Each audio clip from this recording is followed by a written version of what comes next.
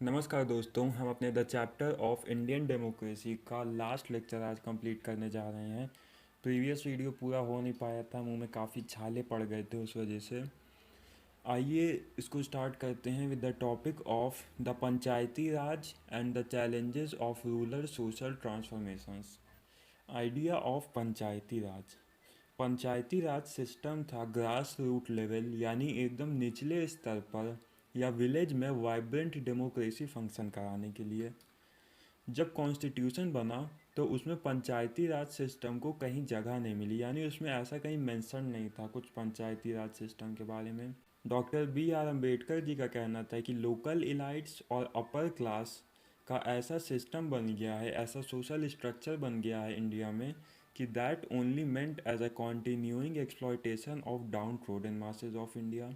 Society में अगर ऐसा सिस्टम आता है तो अपर क्लास या डोमिनेंट क्लास जो है वो डाउन ट्रोडेंस को एक्सप्लॉइट करेगी। इस बात का डर देखने को मिला था कहीं ना कहीं। But the concept of local government was dear to Gandhi ji. ये हर विलेज को इंडिपेंडेंस के बाद as a self sufficient unit देखना चाहते थे, जो अपने विलेज के अफेयर्स खुद ही कंडक्ट किया करे। He saw Gram Swaraj to be an ideal model to be conduct after independence. ये उनका विज़न था जिसको वो ग्राम स्वराज कहते थे, जो कि पंचायती राज सिस्टम के रूप में देखने को मिला। लेकिन वो भी कब? क्योंकि हमने देखा जब कॉन्स्टिट्यूशन ड्राफ्ट हुआ तो उसमें पंचायती राज सिस्टम जैसा कुछ देखने को नहीं मिला था, उसे कॉन्स्टिट्यूशन में जगह नहीं मिली थी। So it was however in 1992। 1992 में 73rd कॉन्स्टिट्यूशनल अमेंडमेंट एक्ट के बाद डिसेंट्रलाइज्ड गवर्नमेंट या grass root democracy officially start हुई। This act provide constitutional status. अब इसको कॉन्स्टिट्यूशनल स्टेटस मिल गया था। अब ये कंपलसरी हो गया था कि पंचायती राज इंस्टीट्यूशंस या डिसेंट्रलाइज्ड गवर्नमेंट या लोकल सेल्फ गवर्नमेंट जो भी आप कहो, वो हर रूरल और म्यूनसिपल एरियाज़ में हो और हर 5 साल में उसकी वोटिंग हो।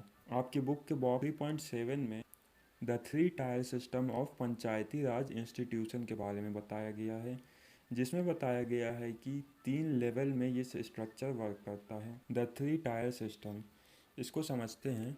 सबसे बेस में यानी नीचे ग्राम पंचायत होती है जो विलेज लेवल पर वर्क करती है। उसके ऊपर पंचायत समिति जो ब्लॉक लेवल पर वर्क करती है। और टॉप ऑफ द स्ट्रक्चर जिला परिषद होता है जो डिस्ट्रिक्ट लेवल पर वर्क करता है।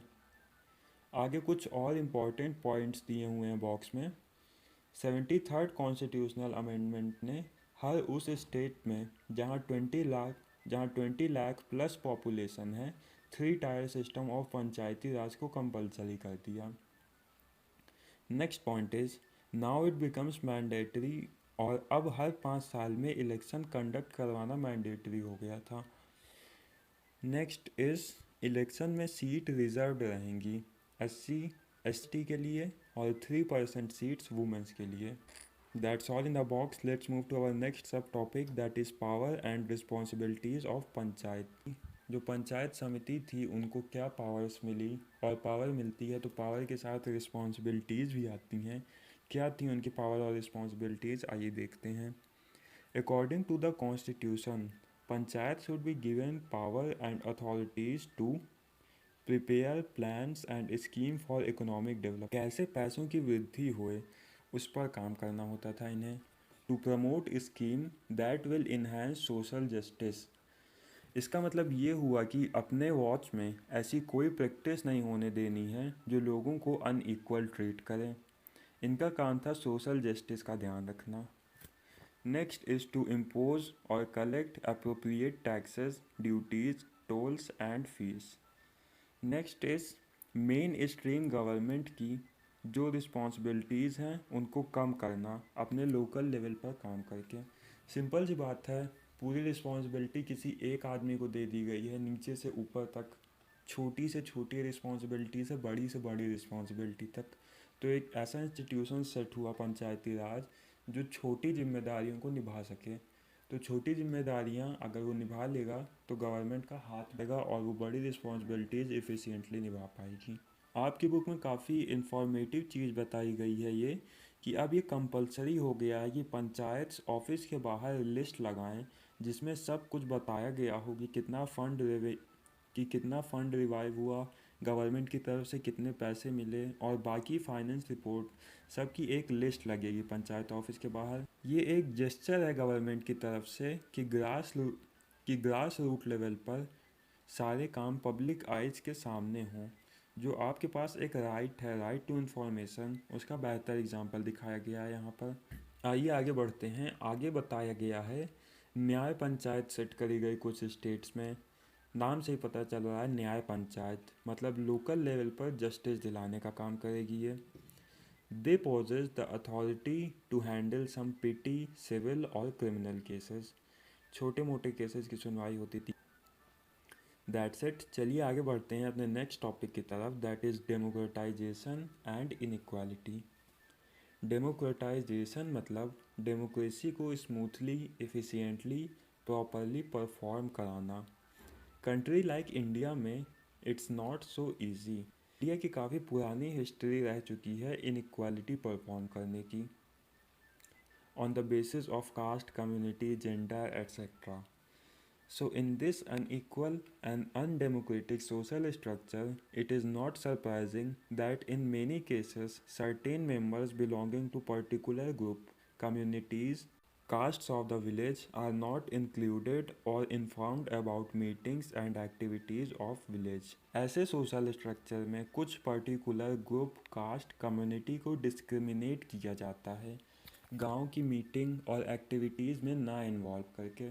हमने इसी लेक्चर में अभी कुछ देर पहले देखा था कि डॉक्टर बी.आर. अम्बेडकर जी को इसी बात का डर था कि उन्हें एक्सप्लॉइट किया जाएगा और यही देखने को मिल रहा है आजकल। यही लिखा है आपकी स्क्रीन पर और यही इस टॉपिक में समझाया गया है।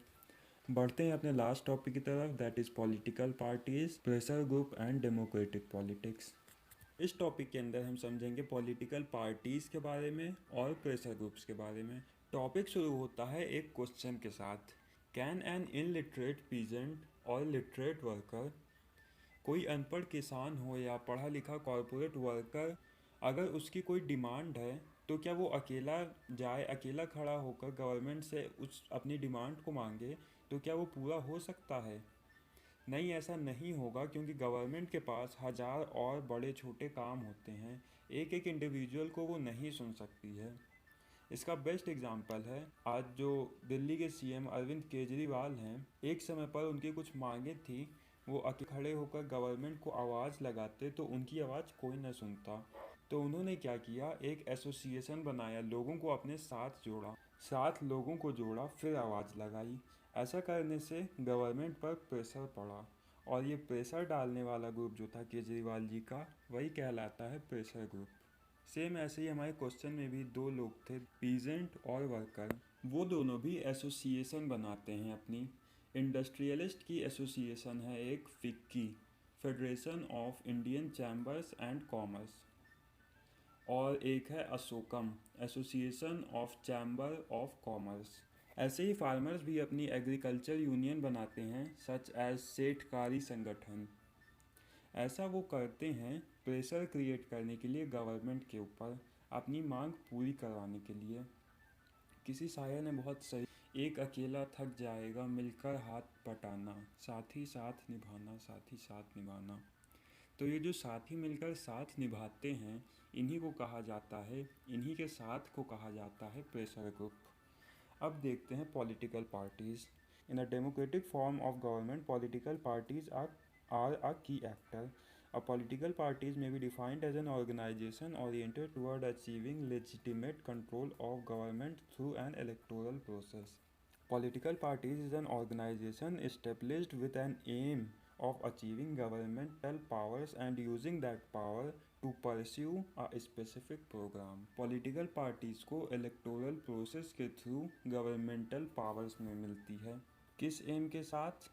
कि वो पावर्स को अचीव करेंगे और उन पावर को परस्यू करेंगे स्पेशल प्रोग्राम को रन करने के लिए। स्पेशल प्रोग्राम्स वो क्या होंगे, जो आपके देश को तरक्की की तरफ ले जाएं, इकोनॉमी को बढ़ाएं, कंट्री में जस्टिस फैलाएं, गलत ना होने दें, ऐसी गवर्नमेंटल पावर, पॉजिटिव चीज़ें वो काम करें। यही काम होता है पॉलिटिकल पार्टीज़ का। ये था पॉलिटिकल पार्टीज और प्रेशर ग्रुप। इसके साथ ये चैप्टर ख़त्म होता है। ये पीडीएफ आपको डाउनलोड करना हो तो आप जाके नीचे सेकंड लिंक डिस्क्रिप्शन में सेकंड लिंक से डाउनलोड कर सकते हैं। फर्स्ट लिंक पे हमने आपके लिए एमसीक्यू प्रिपेयर किया है, बोर्ड लेवल का एमसीक्यू है, उसको आप ज़रूर दीजिएगा। पहले लिंक पे टैप करके आप उसको दे सकते हैं और अपना स्कोर हमें कमेंट बॉक्स में ज़रूर बताइएगा। Best of luck, thank you, see you, love you, bye bye.